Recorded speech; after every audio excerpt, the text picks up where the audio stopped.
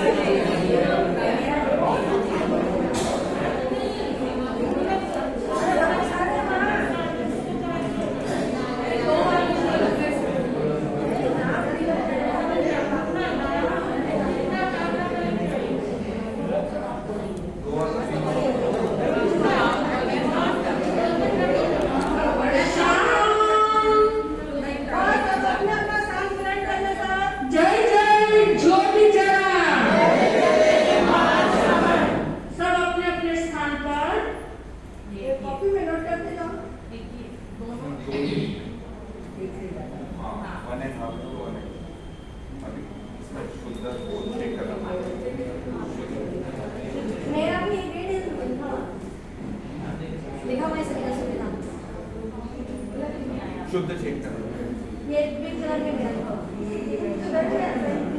ऐसे कलर में लिखा है, ऐसे कलर पिंक कलर बीजेपी बंद हो गई। लो अब कुछ नहीं। अभी तक आपने सुना या शादी से जाको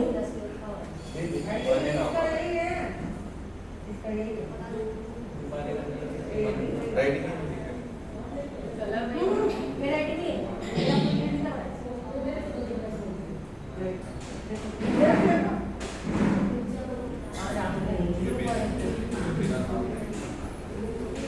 दो लिखे सब नाम वो तो पूछ लो नाम नहीं तो कुछ लोग ये किस तरह से चल जाएगा। दो नौकर मंडल किसने लिखे हैं? मैंने पूरा 5 लिखा। वो भूल गया बाद वाला भूल गया। दो बार किसने लिखा है? दो बार राइटिंग चेक लेके आ जाओ। दो बार बोलो, दो बार। आपने अब हम आप सबका ध्यान आकृष्ट करना चाहते हैं कैसा हो हमारा व्यवहार। तो आइए चले हम ग्रुप डिस्कशन की ओर। ध्यान से सुनिए प्लीज, नहीं तो आप महत्वपूर्ण बात से वंचित रह जाएंगे। कैसा हो हमारा व्यवहार, इसके ऊपर अब हो रहा है हमारा ग्रुप डिस्कशन। तो मेरा विनम्र निवेदन छात्र श्री आस्था प्रभा जी से कि आप पढ़ाइए और ग्रुप डिस्कशन कैसे करवाते हैं।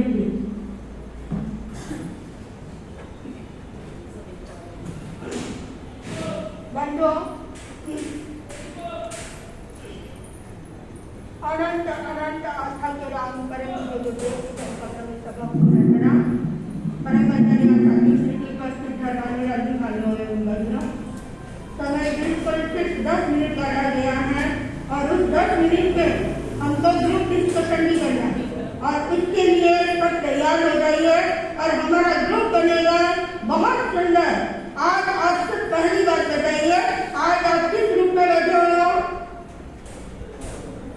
कौन कौन सकता है बोलो? आज 10 ग्रुप में बैठे हो? किस आकार में बैठे हो? लोग कौन से देश में आप बैठे हो? नहीं, देश कौन सा है? ये का दिख रहा है, ये का दिख रहा है। आज ज्योति का दिख रहा है, ज्योति। किसने बोला? किस ग्रुप में बैठे हो? आज सब दीपक बंद करके बैठे हैं।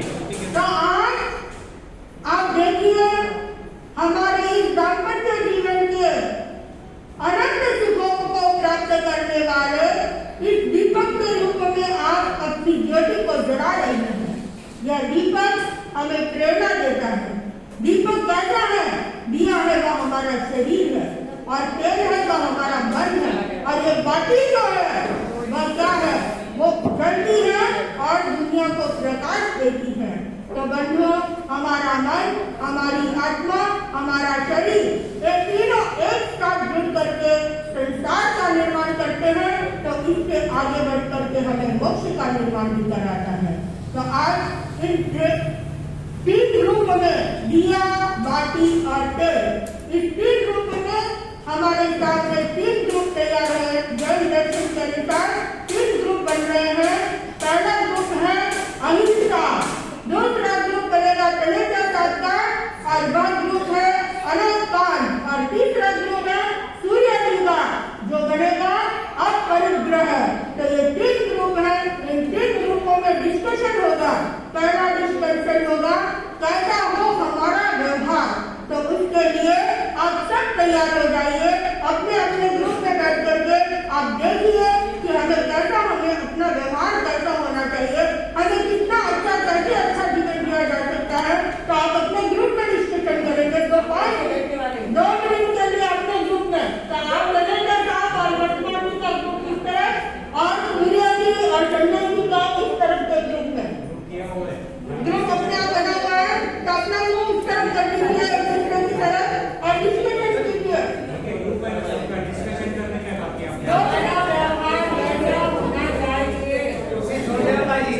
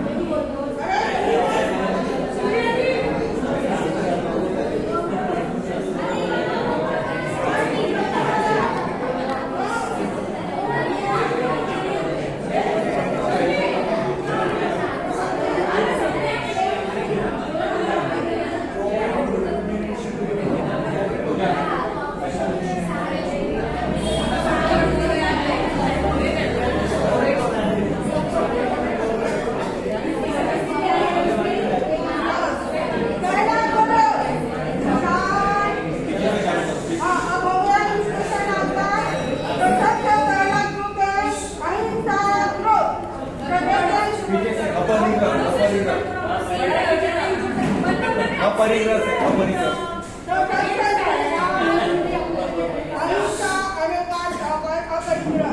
तो सबसे पहले कौन सा ग्रुप आएगा? अपरिग्रह। हमारे पॉइंट ही रखते हैं। हाँ, तो मुझे अपने ग्रुप के पॉइंट बता रही सभी को सादर जय जितेंद्र। हमारे ग्रुप में ऐसा डिस्कस हुआ है कि अगर पति पत्नी साथ में रह रहे हैं, अगर अपने पार्टनर में कुछ कमी है तो परिवार वालों के सामने कभी भी उसकी कमी नहीं बतानी चाहिए। कभी अकेले में जाके उसको उसकी कमी बताओ। अगर तुम्हारे पार्टनर को परिवार के सामने सम्मान देंगे, उसका रिस्पेक्ट करेंगे तो पूरा परिवार उसका रिस्पेक्ट करेगा।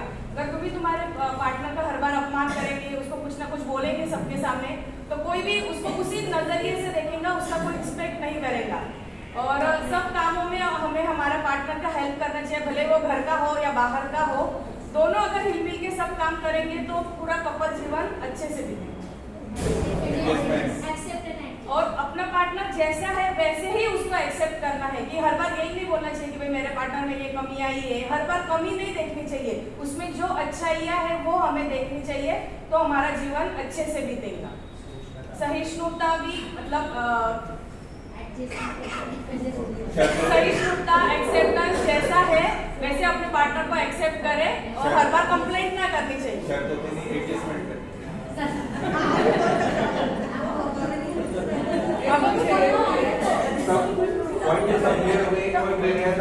शर्तों पे नहीं, एडजस्टमेंट पे जीवन जिया जाए।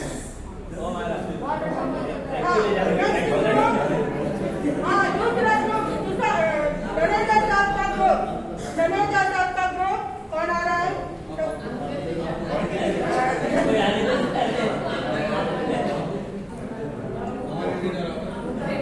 और देखिए पहले अहिंसा ग्रुप वालों ने बहुत अच्छे सूत्र रखे हैं। अब देखते हैं इसका डिस्कशन का डिस्कस क्या निकलता है। आचार्य श्री भारत के चरणों में भाव परिवर्तना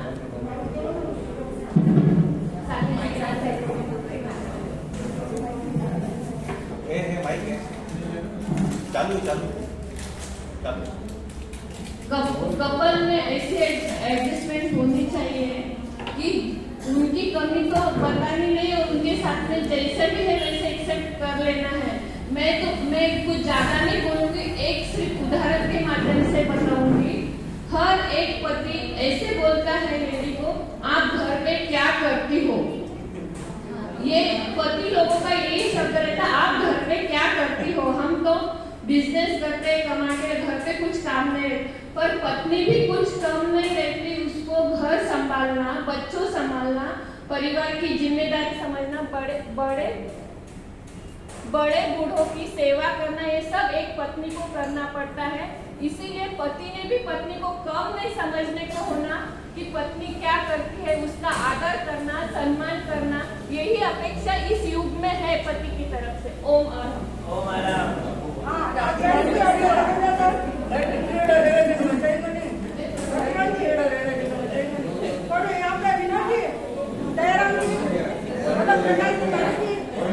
और पति का एक ही काम होता है, बाहर से कमा के लाना। पत्नी के 10 काम होते हैं और आजकल की पत्नी पति के कंधे से कंधा लगा के चल रही है, दोनों काम संभाल रही है। ओम अभी नरेंद्र मोदी का राज है, अब इंदिरा गांधी का राज है, नरेंद्र मोदी जी का राज है। तो लोग सोचे वैसा ने कहा हम क्या नहीं करती है, तो इन्होंने दिखाया कि बहने सब कुछ करती है, पीछे नहीं है। तो एक बात एक उदाहरण याद आ गया, हाँ आपका ग्रुप तैयार है। एक पति पत्नी रहते हैं, पति ऑफिस से आता है, घर बिखरेवा रहता है, पूरा घर बिखरेवा रहता है। तब पति की तो मतलब ये हो जाते कि आज घर में इतना पसारा क्यों है और आज पत्नी ने क्या किया है। वो आते ही पहले बच्चे को पूछता है मम्मा कहाँ गई है, तो पत्नी बोलती है, बच्चा बोलता है कि पत्नी मम्मी पता नहीं कहाँ गई है।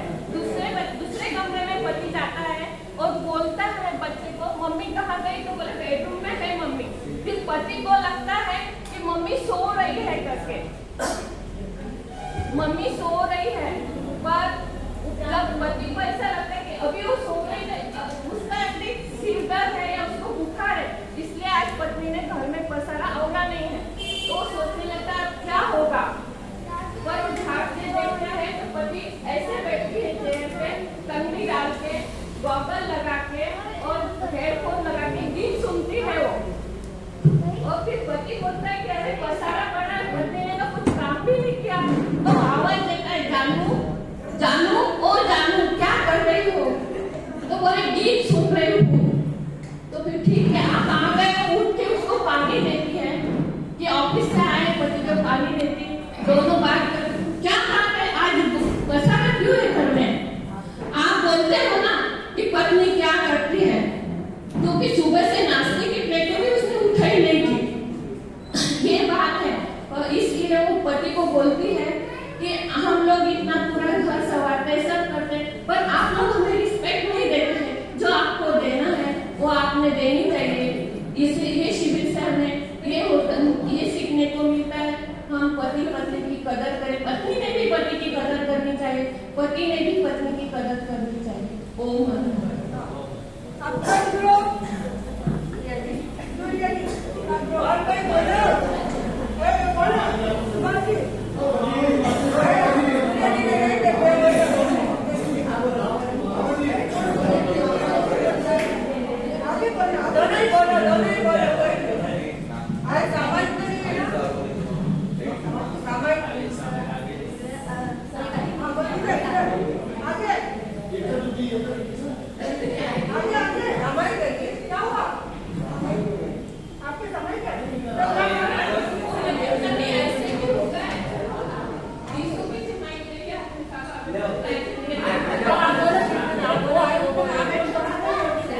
गुरुदेव के श्री चरणों में से भक्ति वंदन, अत्र विजयादित्य साथी श्री सिद्ध प्रभा जी आदि साथी उनके चरणों में वंदन।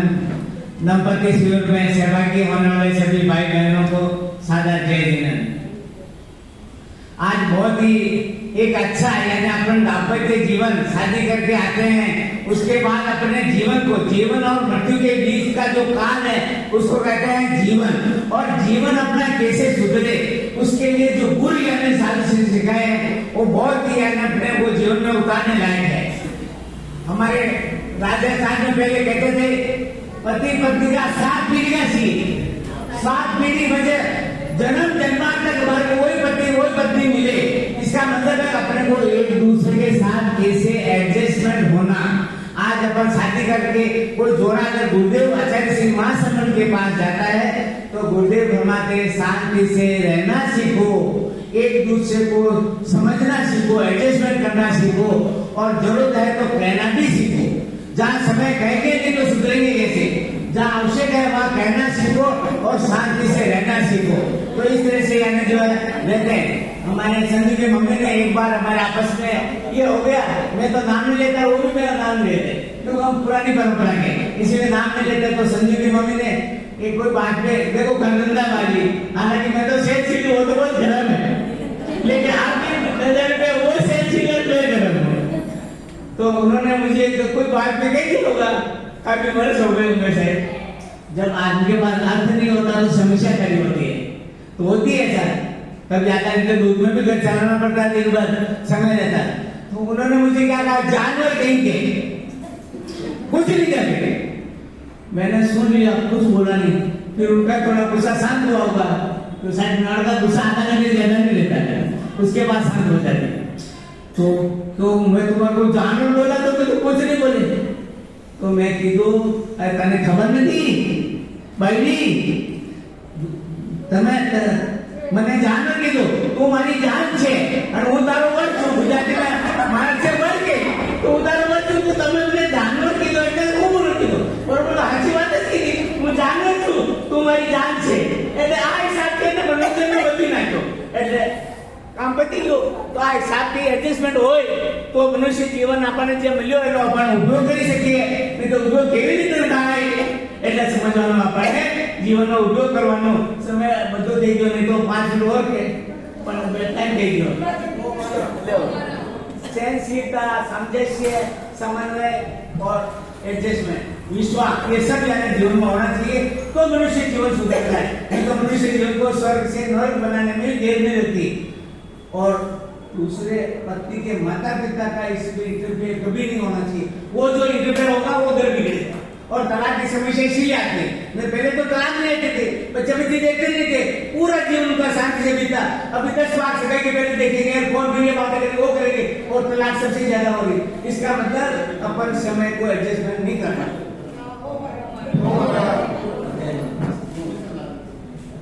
मैं तो इतनी बातें तो नहीं करूंगा, एक तात्विक बातें बताता हूँ। जीवन जीते समय संयम से जीवन जीने को होना, एक दूसरे के प्रति विश्वास होना, एक दूसरे का सम्मान करने को चाहिए, और बड़ों का, घर में बड़ों का सम्मान करना चाहिए, आचरण शांत और स्वच्छ रहना चाहिए, जीवन में झूठी बातें होनी नहीं चाहिए। इसी बातों से अपना संसार सुखी और समृद्ध हो सकता है। ओम। पूरी बात का साथ निकाल दिया एकदम, शाबाश, धन्यवाद।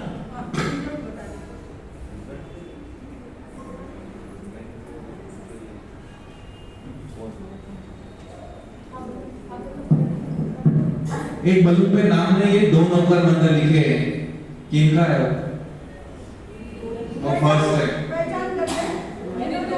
आगे आ जाओ, आगे आ जाओ।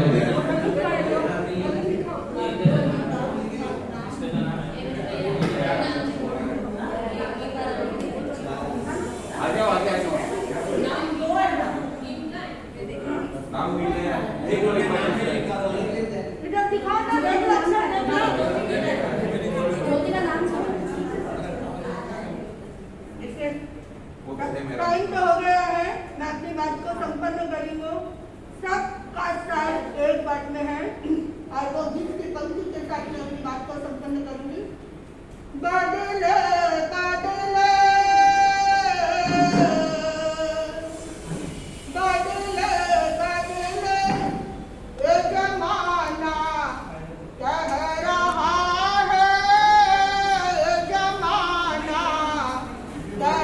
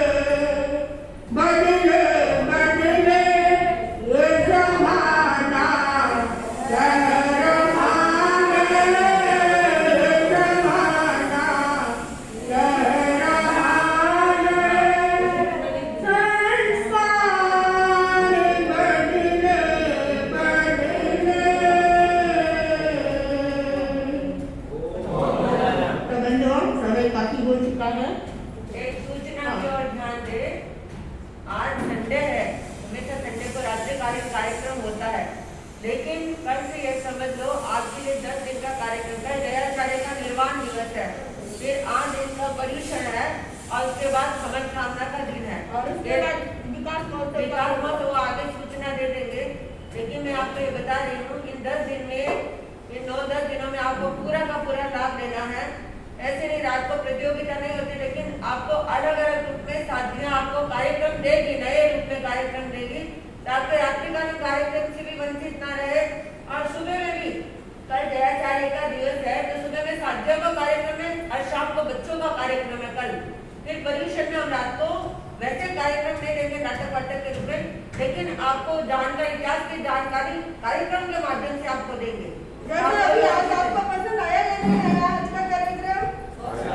आज का पसंद आया, तो इसी रूप में हमारा रात का कार्यक्रम पर्यूषण में चलेगा।